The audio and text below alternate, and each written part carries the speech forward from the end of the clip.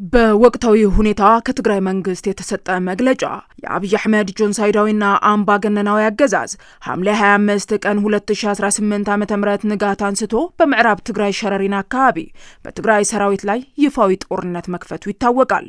በጦርነቱ ላይ የሱዳን ፈጥኖ ደራሽ ኃይል RSF ተብሎ የሚጠራው በመሐመድ ሐምዳን ዳጋሎ ሐሜዲት የሚመራ ታጣቂ ኃይል እንዲሁም ከአካባቢው ተገደው የተሰበሰቡ ታጣቂዎች የተሳተፉ ሆነው ቅጥረኛው የጆኖሳይደሩ አብይ አህመድ መንጋ ሰብስበዋለኝ የሚለውን ሁሉን አይነት የምድርና የአየር ኃይል ተጠቅሞ ከንጋት እስከ አመሻሽ ተደጋጋሚ ጥቃቶችን ለማካሄድ ሞክሯል። ፍትሃዊ ዓላማን አንግቦ የሰማዕታትን አደራ ወጣለው ያለው ጀግናው የትግራይ ሰራዊት ተንደርድሮ የወጣውን ወራሪ በመመከት የጠላትን ህልም አክሽፎታል።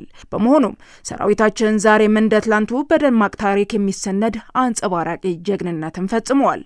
ክብርና ምስጋናም ይገባዋል። ተነድቶ የገባው ቅጥረኛው የብልጽግና ሰራዊትና ሸሪኮቹ ለማየት በሚዘገንን ደረጃ ያለቁ መሆኑና የምዕራብ ትግራይ የጤና ተቋማት እንዲሁም ጎንደርና አካባቢዋ በቁስለኞች ተሞልተው ይገኛሉ። ይህንን ተከትሎም በአካባቢው የተፈጠረውን መደናገጥ ለመሸፈን በርካታ ቁስለኞች በአውሮፕላን ተጭነው ወደ ሌሎች የኢትዮጵያ አካባቢዎች ተወስደዋል። አሁንም እየተወሰዱ ይገኛሉ። የአብይ አህመድ ጆኖሳይዳዊ አገዛዝ የትግራይ ህዝብን ከምድረ ገጽ ሳያጠፋ እረፍት እንደማያገኝ ደምድመዋል። በመሆኑም ትላንትና በመንጋ መልክ የሞከረው ወረራ በየትኛውም አጋጣሚና አቅጣጫ ሊቀጥለው እንደሚችል አያጠራጥርም። የትግራይ ህዝብ ደህንነቱና ህልውናው እንዲሁም ሉዓላዊነቱና የራስን እድል በራስ የማስከበር ህጋዊና ተፈጥሯዊ መብት አለው። በመኖርና በመጥፋት መካከል በሚደረገው ግጥሚያ አሸናፊ ማን እንደሆነ ዓለም አቀፍ ክስተት እንዲሁም ከራሳችን ታሪክ ህያው ምስክር ነው። ክብርና ሞገስ ለጀግኖች ሰማዕታት። እንደ ህዝብ ከቶ አንጠፋም።